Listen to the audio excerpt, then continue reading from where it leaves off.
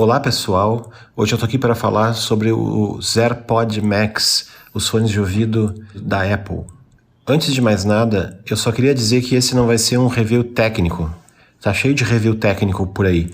Assim como tá também muito cheio de review em canais de tecnologia que poucos falam sobre o áudio em si. Então são impressões às vezes muito amadoras sobre o áudio. Então esse review vai ser um review mais voltado para música do que voltado para tecnologia ou voltado para questões técnicas audiófilas. Eu não vou falar sobre construção, não vou falar sobre botão, não vou falar sobre funções. O que eu vou falar, e aqui eu vou pedir uma ajuda para um amigo meu aqui, que eu não quero aparecer, eu vou falar... Em primeiro lugar, eu quero me posicionar dentro do contexto. Eu sou músico amador desde os meus 13 anos, isso faz bastante tempo, pode acreditar. Eu sempre tive banda, sempre toquei, sou compositor. Então o que eu gosto na música é de ter uma experiência mais próxima possível com o que o produtor do disco quis que os seus ouvintes tivessem. Então eu sempre busquei equipamentos que fossem o mais flat possível, ou seja, que não abusassem das frequências, que trouxessem uma experiência mais realística. Quando a gente é mais novo, a gente gosta do som que é mais grave, que pulsa mais, que bate no peito, e na verdade muitas dessas vezes isso é falso, isso é criado pelo equipamento, e não foi a intenção dos produtores, dos músicos, do artista, do disco. Então, nas minhas incursões musicais, eu nunca tive também fones de audiófilo, nunca investi muito. Eu me considero uma pessoa com ouvido médio, que fica feliz com algo de uma qualidade média, sem precisar ser extrema qualidade. Eu não consigo distinguir, digamos que acima de uma quantidade de dólares, de reais, a diferença de incremento vai ser muito pouca. Então eu sempre fui naqueles equipamentos de meio termo de preço. O meu fone de ouvido anterior é um fone de ouvido Marshall Major, que é bastante carregado nos médios. Ele é muito bom para ouvir rock. Marshall é aquela marca de amplificadores de guitarra. Então eles trouxeram esse conceito também para os fones de ouvido. Eu gosto muito de rock e as bandas e sons de rock soam muito bem ali. É um fone que me satisfaz bastante. Mas por que eu comprei, então, esse fone da Apple? Eu gosto dos produtos da Apple, eu acho que eles são bem feitos. Eu não sou um fanboy, eu só tenho iPhone. Mas eu gosto de produtos de qualidade. Eles sempre têm uma preocupação com design e com funcionalidade. E apesar da Apple não ser uma expoente em áudio, os primeiros fones deles sempre foram muito ruins. Eu nunca utilizei eles, eu sempre utilizei os meus próprios. Agora, com os AirPods, eles deram uma guinada radical. E eu fui convencido por amigos que eu deveria comprar esses fones, já que eu gostava muito de música. E que ia ser uma experiência incrível. E depois de tanto insistirem, eu cedi à pressão. E não me arrependo nem um pouco. Eu vou colocar aqui embaixo, na descrição, um link para um vídeo do canal Mind the Headphone, onde o Léo fala tecnicamente sobre esses fones. E apesar dos meus amigos tentarem me convencer a comprar, eu só realmente me convenci quando eu assisti esse vídeo do Mind the Headphone. Eu estava meio reticente em comprar esse fone porque ele prometia uma ambiência. E essa promessa de ambiência sempre foi muito frustrante na minha história com equipamentos. Começou com o Dolby Surround, depois o Dolby Digital. Quando os filmes e as músicas não são mixados para essa tecnologia, deixa muito a desejar, é muito falsa. Então eu nunca gostei. Eu nunca gostei de apertar o botãozinho para ligar o Dolby e melhorar, sempre piorou. Então quando esses fones chegaram prometendo uma ambiência, eu já fiquei com o pé atrás. Apesar da maior eficiência deles serem com sons mixados para Dolby Atmos, porque ele é compatível com o Dolby Atmos, poucos ainda são os álbuns de artistas que têm essa tecnologia. Aí eu pensei, não vai me adiantar para nada. Só que foi um engano meu. Mesmo nos álbuns que não tem essa tecnologia do Dolby Atmos, Esses fones conseguem simular de uma forma inacreditável, a partir do estéreo, transformar numa ambiência incrível. Eles fazem uma simulação de espacialidade muito boa. Eu não sei como é que eles conseguem, com músicas que foram produzidas apenas para ser ouvidas em estéreo. As músicas ganham uma nova roupagem, sabe? É uma nova experiência.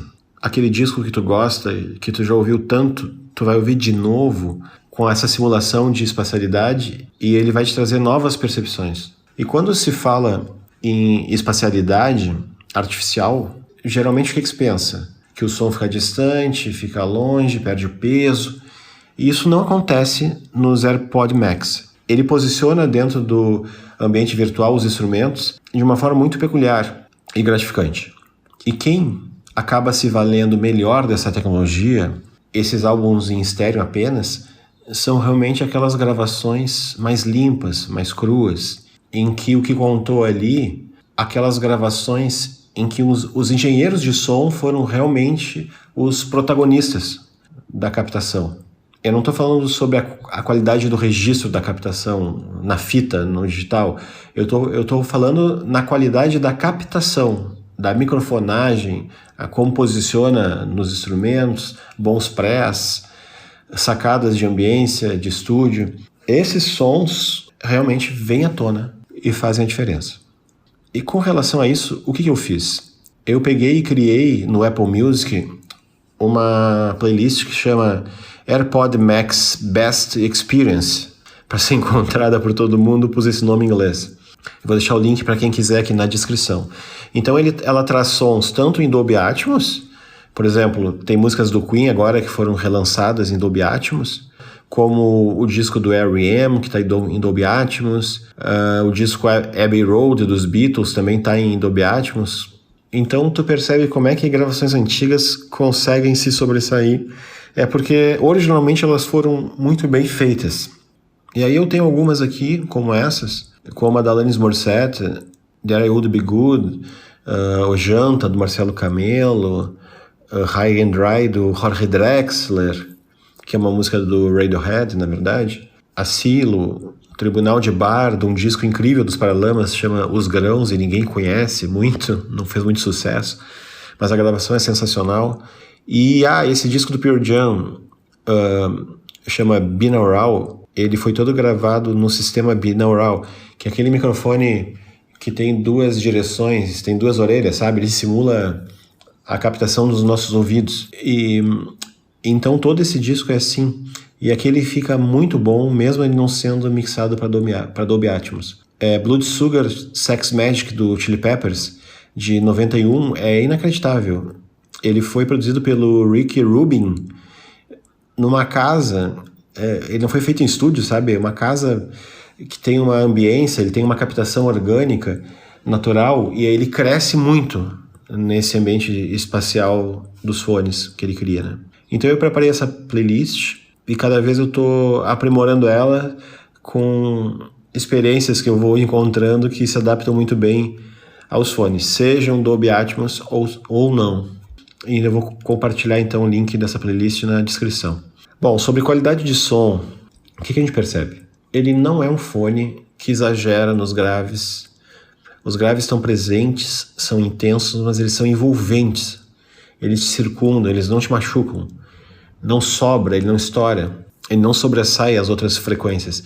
É um grave muito bem colocado. O Léo do Mind the Headphone fala muito bem sobre isso quando vocês forem ver o vídeo dele. Os médios que eu valorizava tanto nos meus outros fones para ouvir rock, ele aqui não dá um impacto tão grande na cara, mas ele está colocado de uma maneira muito bem feita. Eu não sei que tipo de tecnologia que eles usaram, ou que tipo de profissional que foi usado para afinar essa sensibilidade, mas são os melhores de todos, porque tornaram a experiência muito gratificante. Quando eu falo em médio, eu estou falando de guitarra, de voz, e esses timbres também estão muito presentes aqui, mas de uma outra forma. Não é um som na cara, é uma envolvência. E os agudos também não são exagerados, não são estridentes, eles são suaves, são confortáveis, digamos. Geralmente as pessoas gostam de agudos e graves mais salientes, fazem aquela equalização em V. Aqui não, aqui parece que tá tudo flat, tudo tá realçado, porque cada coisa tem o seu lugar. A gente percebe as coisas mais pelo lugar que elas estão do que pelo volume que elas vêm, sabe? E é um fone feito para durar, né? A qualidade dele é muito boa. Tem gente que fala que os botões são sensíveis e que mal toque já funciona. Eu não acho. Eu uso os controles pelo celular. Quando aperta esse aqui, funciona a Siri, né? O botão de volume. Quando aperta, funciona a Siri. E esse de trás é do cancelamento de ruído, que é outra coisa sensacional. Sem usar o cancelamento ativo, usando os próprios fones, ele já isola bastante, mecanicamente. Mas em uma viagem de ônibus, de avião, sei lá, um lugar barulhento, aí ele se faz necessário esse noise cancelling ativo, né? E aí ele veda totalmente, é absurdo. Chega a ser até ruim, assim, porque parece que tu entrou no vácuo, sabe? Mas também a terceira posição do isolamento de ruído é o modo transparência, que é o modo que em alguns momentos a gente não pode ficar isolado total do mundo, então a gente precisa ouvir o que está na volta. Aí ele usa o microfone externo e joga o som de fora para dentro. E a gente tem uma clareza desse ambiente externo. Eu nunca investi, como eu falei, em um equipamento audiófilo. Então, por exemplo, eu não sei comparar que outros equipamentos que custam o mesmo valor deste, porque eu nunca investi, que equipamentos que me dariam uma qualidade similar. O que eu sei dizer é que foi um upgrade inacreditável. Eu continuo gostando dos meus Marshalls, que custaram 3 vezes menos, mas ele não tem um som espacial, né? Então eu tenho tentado redescobrir os meus discos preferidos com essa simulação de espacialidade. Ele não faz só simulação de espacialidade, ele também funciona normalmente em estéreo, só para constar. Mas então, essa é uma avaliação musical, emocional, que eu acho que é o que mais importa, né? Uma questão de sensibilidade. Espero que vocês tenham gostado, que eu possa ter contribuído com um tipo de vídeo que não é muito visto. Se vocês tiverem um comentário, uma pergunta, ou quem quiser trocar alguma opinião, só comentar aqui embaixo que eu respondo, tá bem? Abração, gente. Até a próxima.